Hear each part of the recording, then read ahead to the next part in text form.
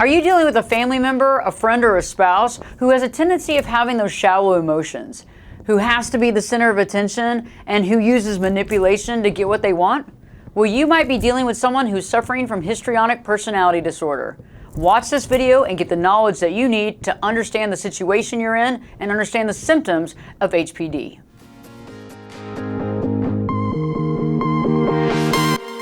Welcome back, friends. Ashley Berges is here today, and today we're going to talk about histrionic personality disorder, or HPD.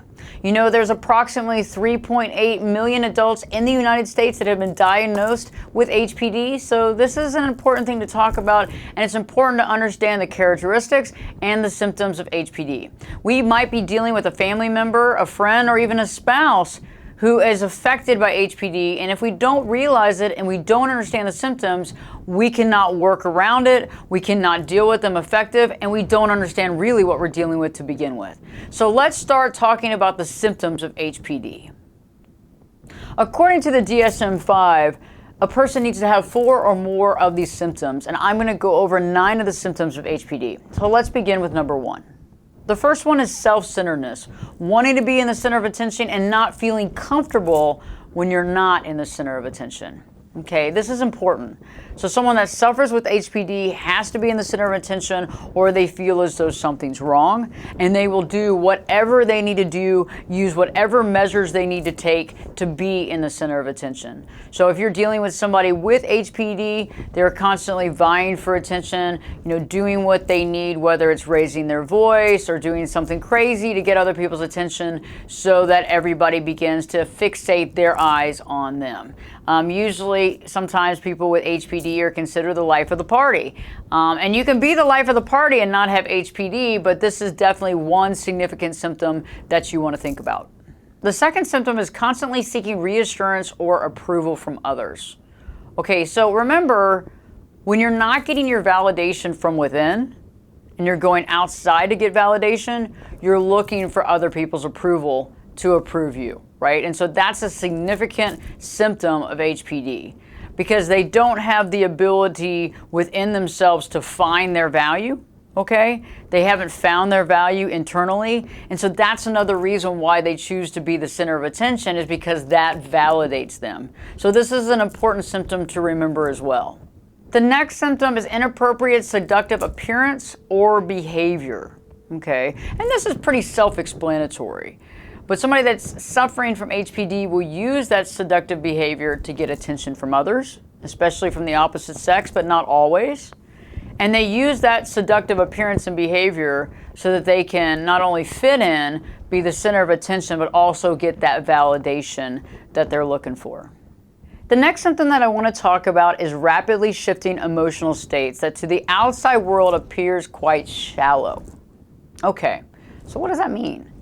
That means that someone is shifting emotionally inside of themselves based on what's happening outside of themselves, right? And so think about it.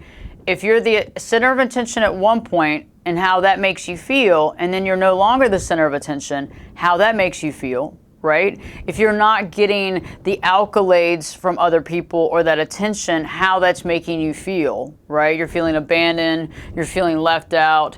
And remember, if you are suffering from HPD, you don't derive value from inside, you get the value from outside, right? So the way that people talk to you, the way they give you accolades, all those different things. So from the outside, somebody suffering from this can seem quite shallow because we don't understand why they're going and shifting through all these different emotional states pretty often and pretty quickly. And so this is something that you want to think about if you're dealing with a family member, a spouse, or a friend. This will shine some light on why this is actually happening. Another symptom is being overly concerned with one's physical appearance, right? And why would that be? Well, somebody that's overly concerned with their physical appearance is trying to draw attention to themselves, right? And so they're going to dress up, they're going to wear sometimes provocative clothing, maybe as a woman, maybe wearing a low-cut top, a short skirt, that kind of thing. Now, HPD does not just reside with women, okay? So a lot of times men go overlooked, okay? So HPD also is dealt with males. So remember that. So the male counterpart might wear maybe tighter clothing or even flashier clothing, right, to get the attention of others. So maybe a very flashy jacket or a flashy outfit to get other people to look at them and to draw attention to their physical appearance. So remember that too. It's not just a female thing, this is a male thing too. So this is something to take into consideration. Another symptom with somebody that's suffering from HPD is that their opinions are easily influenced by other people, okay? They can shift with the wind based on what someone else thinks, right? And that's always quite interesting when you're dealing with someone suffering from HPD, because they can quickly change. They can have one opinion one day and another opinion the next day, and usually none of it's really backed up with any details or facts. It's just their latest, greatest opinion. And it's usually because they've been listening to somebody else and they've kind of regurgitated that, and that's become their new truth. The next symptom is exaggerated displays of emotions and what I like to call theatrics and dramatics, right? So this is a big one. When you're dealing with somebody that has HPD, they're going to be very dramatic. They're going to be exaggerated, okay? You might be out in public and they might get very angry about something and raise their voice at a restaurant to a high octave where everybody turns around and watches or listens.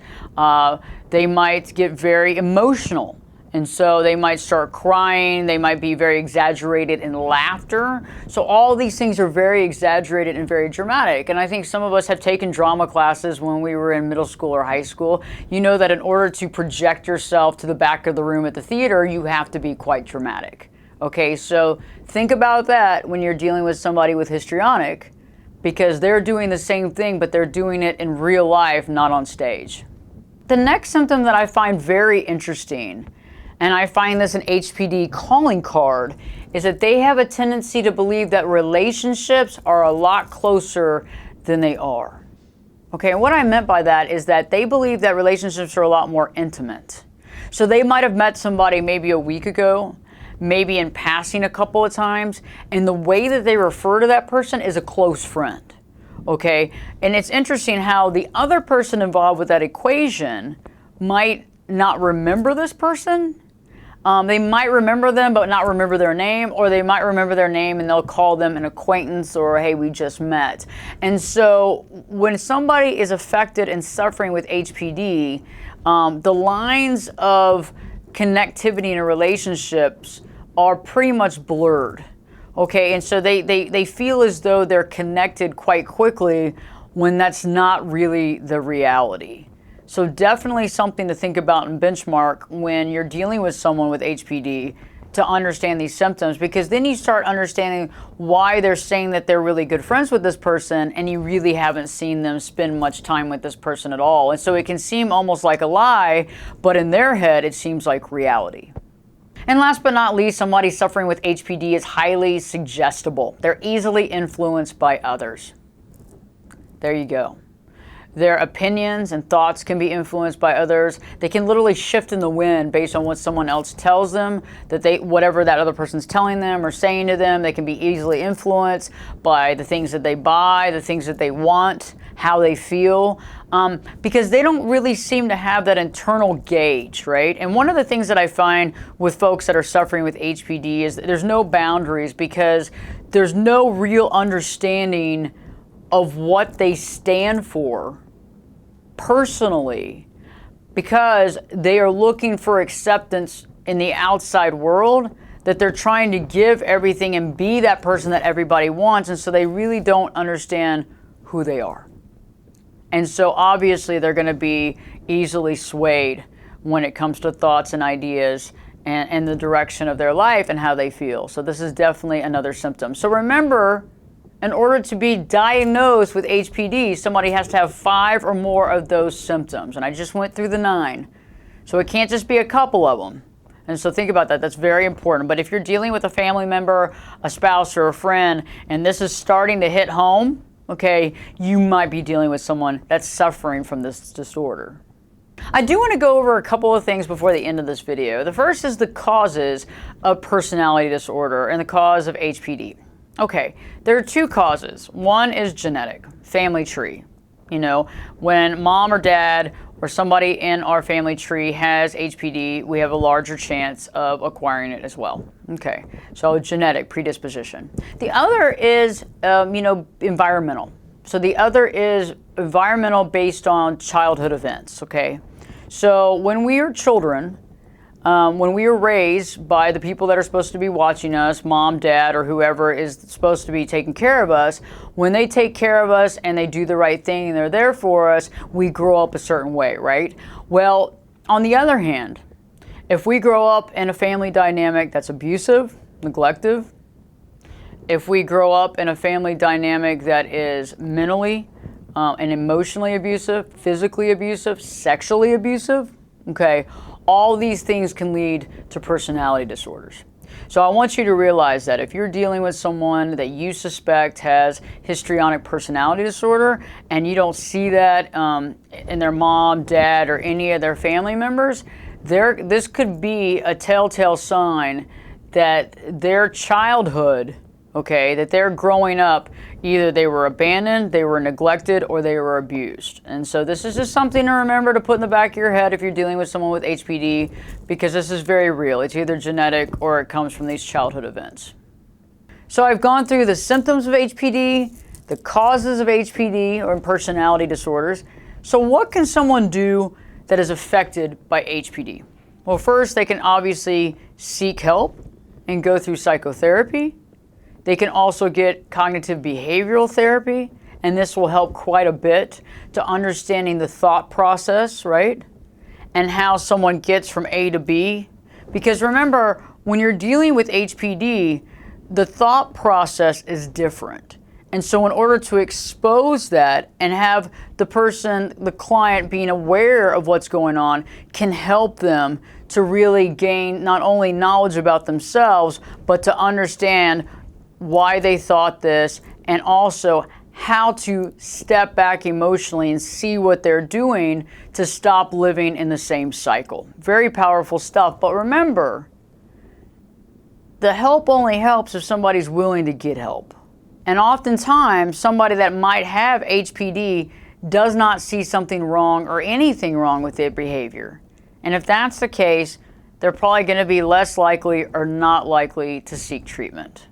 So that's something that you really want to think about as well. So if you're dealing with somebody that you think has all these symptoms, going to them and talking to them and, and advocating them to speak to somebody is very helpful. It's definitely the right thing to do. Now, whether or not they're going to follow up and do that, that's to be determined. For all of you out there who are dealing with people who are suffering from this particular personality disorder, it can be tough. It can be tough to be in the same household environment sometimes because they can be sometimes obnoxious, right? They can be somewhat manipulative. And because of their desperate need for attention, it can get tiring, right? And so I understand if you're feeling a little overwhelmed and you're tired of feeding that ego or feeding that bottomless pit of attention, you might kind of be at wit's end at this point, okay? So a lot of times if this is not a family member or a spouse, many people choose to kind of avoid folks who are, experiencing and suffer from HPD. However, for the most part, when it comes to family member, obviously, when it comes to spouse, you can't avoid them, right? You can't avoid them. And so you have to figure out how to have a relationship with them, how to deal with them properly, and how to interact without compromising your values, your beliefs, and your boundaries. Because more often than not, when we're dealing with somebody with a personality disorder, we have a tendency of giving in, allowing them to walk all over us to try to keep the peace. And that's the last thing that we can do. Okay? Because remember, we have the right to live our true life. We have the right to be true and honest with ourselves. And if we're constantly giving in to keep the peace, that's not honest. And that's not actually fulfilling our life direction. Okay? So in the next upcoming video, I'm going to discuss exactly how you can deal properly with the histrionic, what you can do, and things that you have to do on a daily basis to not only keep your sanity, but also be true to your values, your beliefs, and your boundaries. Very powerful stuff, so don't miss it. That'll be the next video coming out. So I hope this video has helped you, and I hope that you understand now the symptoms of HPD, And if you're dealing with somebody that has it, knowing this information, having this knowledge is power, because now you understand where a lot of their personality traits are coming from, why they have a tendency of acting out, right? And so you begin to understand why they do what they do, and that's powerful. If you haven't already subscribed to the channel, please do. If you have, thank you. And also, if this video has helped you, please leave us a like. In the comment section below, if there's anything that I didn't cover in this video on HPD that you would like to know more about, please ask those questions and I will respond. As well, if there's anything that you'd like me to cover in an upcoming video specifically about HPD, I can do that as well. Thank you so much for watching the video. I hope it's helped you, and don't forget to live your true life.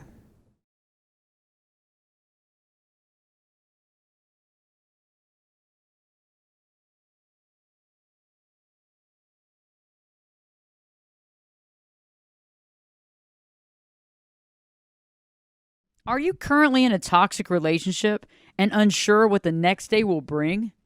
Have you often wondered if there's more to life than this?